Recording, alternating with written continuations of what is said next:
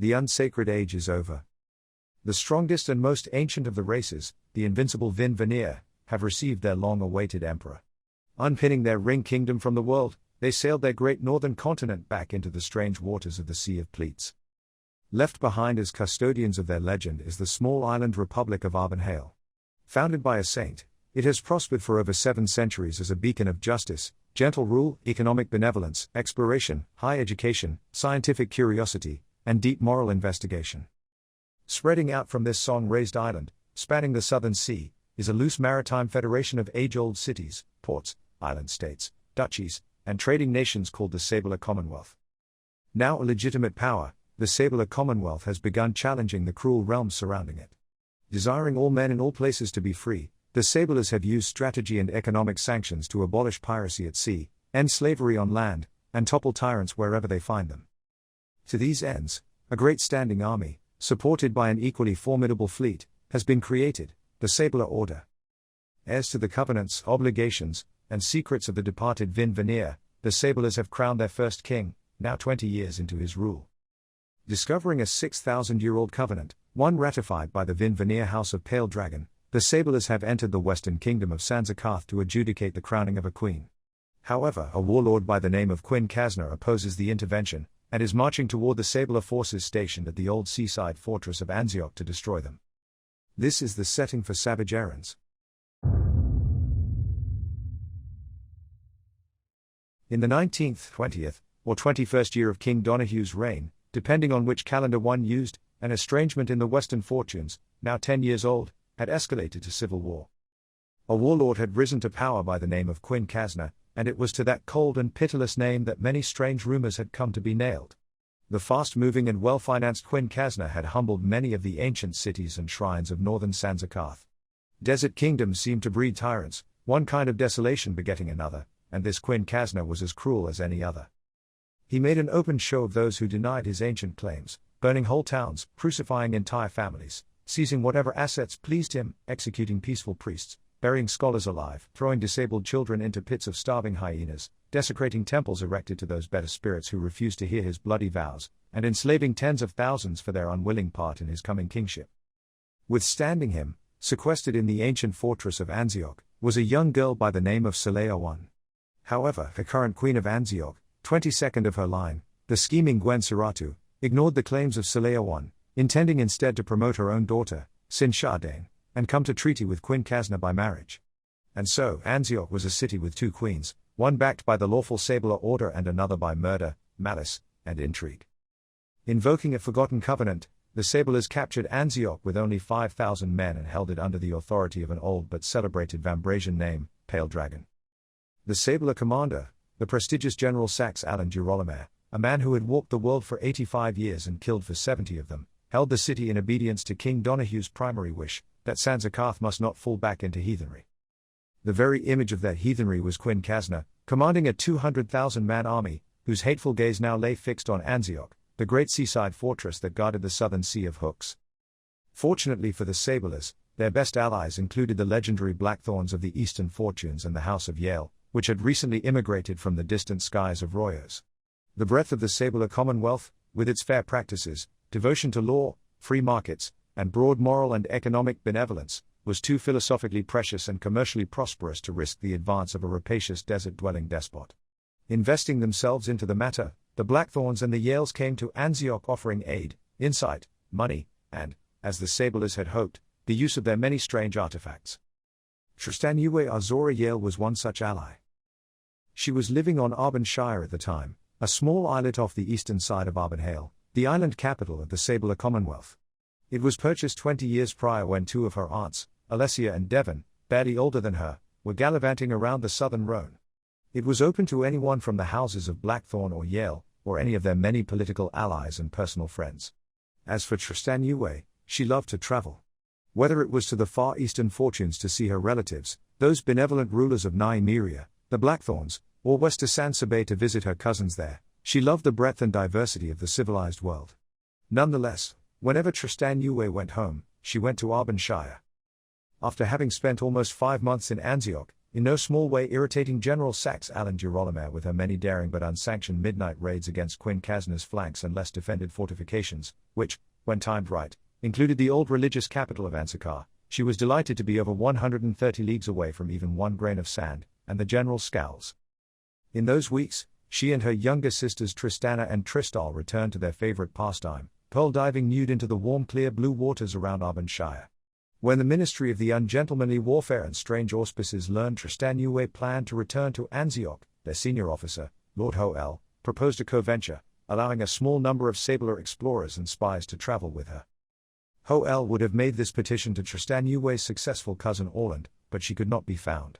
Or her other cousin, the devout, rational, and beaming Cassandria, but a proposal of marriage, from a king no less, had seized her political and romantic sails like a gale-force crosswind. Even Hoel, whose fiercest detractors knew he possessed an utterly fearless soul and a mind for diabolically clever subterfuge, dared not come between a young girl and her royal vows. Still, he tried. Cassandria's response, always in her pretty cursive, contained one name: Tristanué. So Hoel played the one hand Cassandria offered him, unaware whether he should raise or fold, whether he was playing an ace or a jack. Tristanué had distinguished herself alongside Cassandria and Prince Ezrabeth Pale Dragon, but she was the wild card, the one most likely to color outside the lines a little too boldly. Cassandria obeyed scripture and Ezrabeth her amendments, but there was no such inspired writing that curbed the impulses of Tristanué Yale. As for the officers Hoel requested, they were less soldiers than scientists and could offer little assistance to their Sabler brothers in Anzioch. However, Kimjudia was of deep interest to the Ministry of Ungentlemanly Warfare and Strange Auspices. Just east of Sanzakarth, Kimjudia was situated across the Axle of Meor, or the transom as the Sablers called it, a colossal arch of rock stretching over the entrance to the Sea of Hooks for 33 leagues. Others called it the Devil's Backbone. Though presented professionally and dispassionately, Tristanué nevertheless politely declined Hoel's proposal. Standing flat-footed in the young woman's rejection, the powerful Lord Hoel, First Minister of the clandestine Ministry of Ungentlemanly Warfare and Strange Auspices, fell to scheming, again. During her previous months at Anzioch, Tristanué somehow became the bearer of title and deed to an old mountain fortress in Kimjudia called the Tarn of Widows. The legalities of this acquisition remained dubious, but owing to the great successes Tristanué and her family had won for the Sablers at Anzioch, Hoel decided not to look too closely into this curious land grab. Fortunately, Hoel was presented with another law.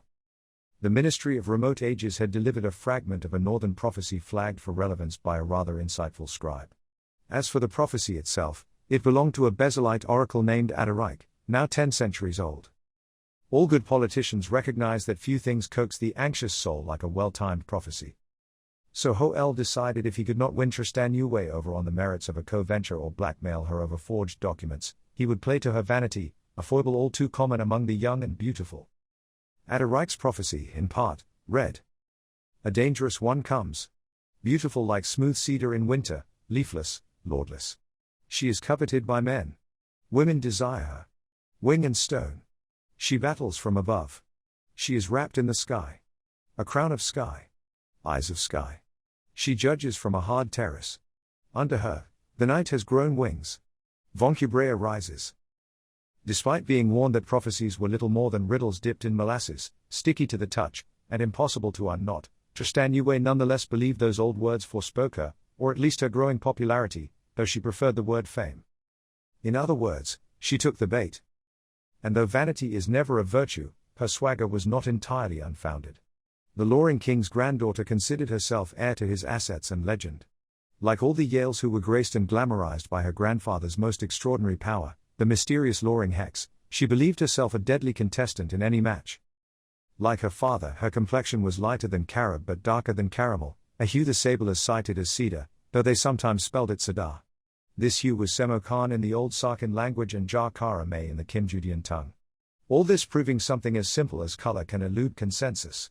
And being Kytherian, her figure was entirely glabrous like the rest of her family, or leafless, as the Sarkins put it, possessing no hair even down to her most intimate seam. And without a lord, she reasoned, one would be lordless, unmarried, which she was. Being coveted by men and desired by women only meant she had impressed both sexes with equal effect, a feat she considered something of a triumph. Regarding wing and stone, she believed those words spoke of her great raptor and her peer of ventures. Wrapped in the sky. A crown of sky. Eyes of sky. Surely that was the light azure ecclesiarch armor she had recently acquired, along with her azure hair and eyes. Unlike the rest of the children and grandchildren of River Yale, who were born with white, ivory, or cream-colored hair with bright amber eyes, Tristanué's hair shined blue like a proud summer sky, as did her eyes. The blue complemented her skin with a paralyzing effect. The hard terrace must, she believed, refer to the peer of ventures. The last line, under her, the night has grown wings, could only mean her giant falcon, Mr. Midnight, who, as his name implied, was black as night with a beak lacquered in brass.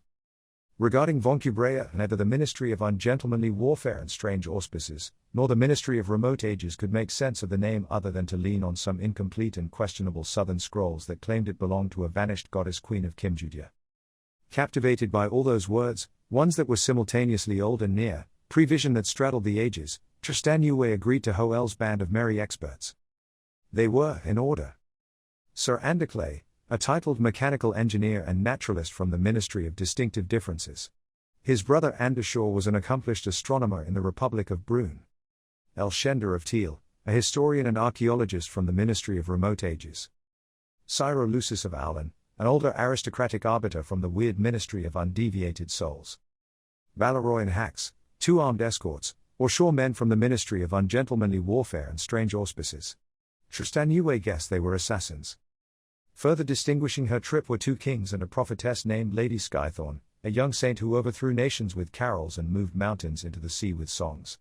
The darling of the Sabler order, she had personally taken up the obligation of destroying the warlocks of Elm, demon-taming sorcerers supporting Kuinkazner's conquests in Sanzakarth with terrifying sorcery. Accompanying her was the handsome young King Lancedir II, ally to a distant Sarkin king who sought to repay Lady Skythorn for the beneficence of her late mother. The second king was the enigmatic and imposing Wingard, an itinerant beast-taming royal, towering and wild in look, who had taken an unconfessed interest in Tristanué.